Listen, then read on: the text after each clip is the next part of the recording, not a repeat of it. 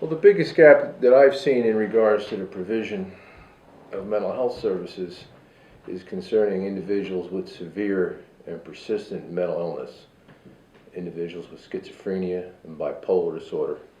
About 7.5 million Americans suffer from that, and only about 3.5 million a year get the treatment that they need. So there's a whole cadre of individuals with severe and persistent mental illness that, in my judgment, the mental health system is failing and we're not providing the adequate treatment. And there's consequences to that. Some consequences are homelessness. Homelessness has increased among individuals with severe and persistent mental illness in my career. The incarceration of individuals with severe and persistent mental illness has increased dramatically in my career. As we've reduced state and county and community psychiatric beds, the population in our jails and prisons has increased, and there's clearly a correlation. And the majority of those individuals are incarcerated for nonviolent crimes.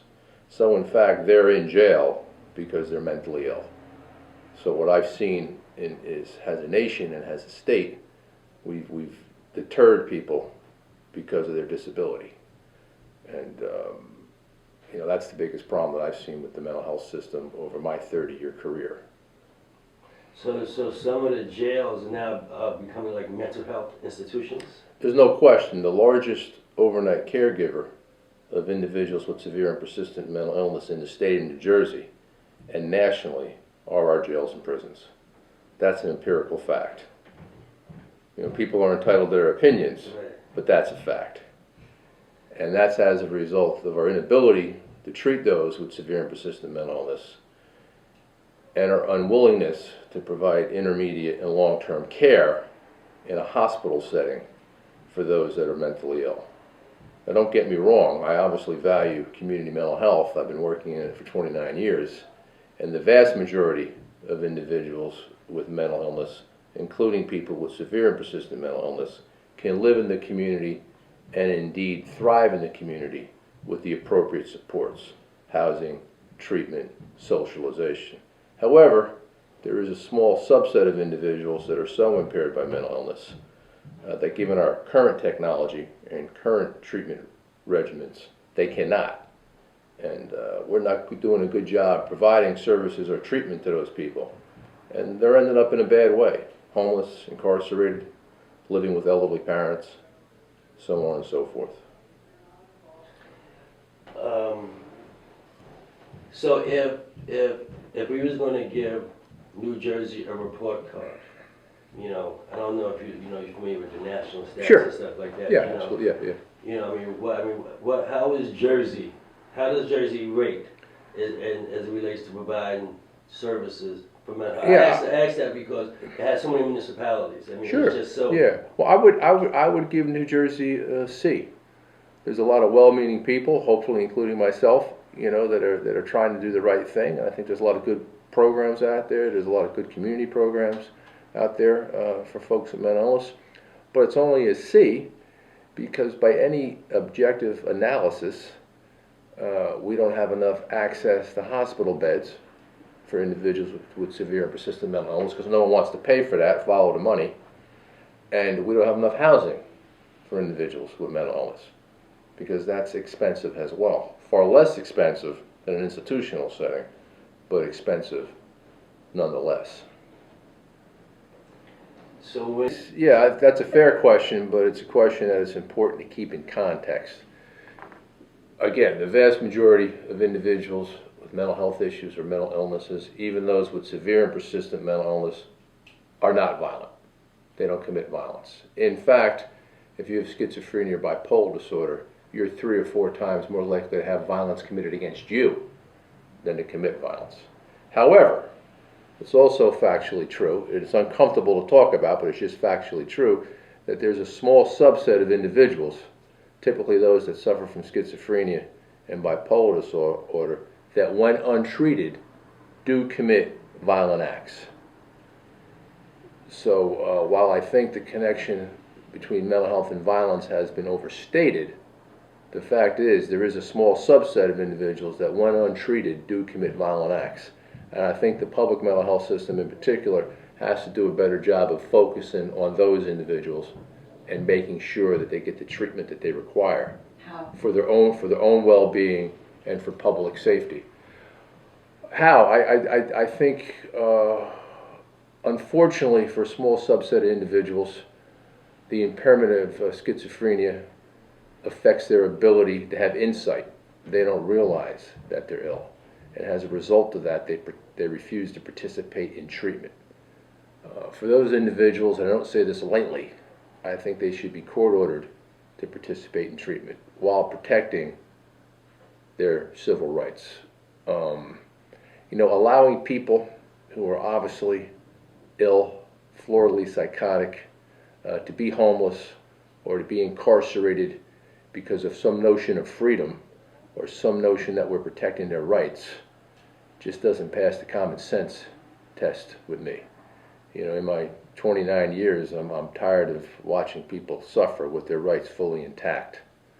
I think we need to take a more common sense approach. And for those that are truly so impaired by mental illness that they can't make the best decisions about their well-being, I think we should interject therapeutic jurisprudence and work with the courts to ensure that they participate in treatment. So what, so I noticed in your, what is that about? Well, we work with the County of Essex with their jail. We have a jail diversion and reentry program. And we work with individuals that are incarcerated, that have a mental illness. And upon their release from prison, or maybe prior to the conviction, we divert them to treatment. And the statistics are clear. When you provide an individual that has schizophrenia and bipolar disorder with treatment, their engagement with the penal system goes way down. If they participate in treatment, they typically don't commit the acts that wound them up in jail to begin with. So basically, it's just ensuring that they get the treatment that they need through case management, linkage, referral, so on and so forth. I mean, basically, we're down there paying attention to them and caring about them. That's the difference. We don't consider them a thrown away population of people.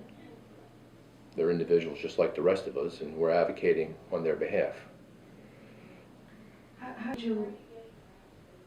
I think people need to be involved in their recovery. People have to be the leaders regarding their own recovery. They need to be part of the treatment team. They need to have conversations with their doctors and their psychiatrists and their case managers. And they need to be empowered to make decisions about where they want to live and where they want to work. I think if people are involved in the decision-making processes about their life, I think the recovery process would be better, and I think people would be more compliant. No different than the rest of the population. I happen to have back issues, and I generally am more compliant and follow my treatment a little better if I'm clear with what the plan is, with my orthopedic doctor, my physical therapist, and so on and so forth. And I think people with mental illnesses are no different. Now, the difference between a mental illness and other medical illnesses is, particularly schizophrenia, it's a brain disease. The organ that's affected is the brain, and it's the brain that makes judgments. So again, for the small subset of individuals with schizophrenia, that their judgment really is affected to the point that they can't participate in treatment. I think for those individuals, well-being, society, and the public mental health system has to be a little more active, ensuring that they participate in treatment. Someone was... What the current research seems to indicate is that people have a genetic predisposition for mental illnesses like schizophrenia and bipolar disorder. What's not clear in the research is what effect the environment has on that. I happen to think that through anecdotal experience being in the field, I think that the environment does have an impact on someone's genetic predisposition. Because most of the individuals that I've seen that suffer from schizophrenia do have some type of trauma in their lives, somewhere along the line. Not all, I have met some people that it appears to me they're just pure biological individuals that suffer from schizophrenia, and it's purely biological. But I think the environment has some type of impact on people that have a genetic predisposition, usually in the area of trauma, some type of traumatic event while growing up or as a young adult, though not always. Our goal, Well, I think that's a critical importance because the number one barrier, in my judgment, in my experience, and the research reflects this as well, the number one barrier to mental health treatment is the stigma associated with mental illnesses. I'll give you an example. If I were to come down with some type of cancer and be diagnosed with cancer, people would come and visit me. People would bring my wife casseroles. There'd be a prayer group at church, so on and so forth. If I were to come down with depression, major depression, or schizophrenia, something of that nature, I don't think anyone would come to visit. And I don't think there would be any casseroles. And there wouldn't be a prayer group or church. So I think the number one thing that we can do, and groups like Bergen Lead can do, is to send the message that mental illness is real, treatment is available, and recovery is possible. It's real, and it's no different than other illnesses like diabetes or hypertension. And in fact, the recovery rate for folks with mental health issues is even higher than hypertension and diabetes. So people not getting treatment as a result of the stigma is a real American tragedy. So sometimes the mental health profession takes a bad rap, Mm-hmm. for not doing enough, for not whatever. For the people who think that there is not a real effort to help these people out there, what would you say to that? Well, I think in some respects the mental health system deserves a bad rap. I don't think we're doing a good enough job in providing services to those that are most impaired by mental illness. And I think that's the perception of the general public. And I think to some respects it's fair. It's not because of lack of effort. I think there's a lot of good people doing the best that they can. But the results speak for themselves. In fact, there are far too many people that are homeless that suffer from mental illness. In fact, there are far too many people that are incarcerated that suffer from mental illness. And in fact, there are far too many people, including those that are profoundly ill, that continue to go untreated that suffer from mental illness. Okay. because that's typically when these things present themselves. Is in Yeah, high school, 18, 19, college, early 20s. Yeah, yeah. So, that's one. I mean, raising awareness is certainly a good thing. There's a lot of talk nowadays about mental health first aid and training teachers. That's certainly not a bad thing, raising people's awareness about mental health, but I don't know how effective teachers could be in recognizing that. I don't know if it's going to make a difference. And it may actually Yeah. identify things from experience, but not be specific about it. And to date, we have no scientific means of preventing major mental illnesses. People talk a lot about prevention, but we have no science to date. That can change tomorrow. But no one, anyone tells you they know how to prevent schizophrenia is lying. To date, there's people in brain research, and there's people a lot smarter than me working on that. Maybe they'll break that puzzle tomorrow, but to date they haven't. That would be amazing if you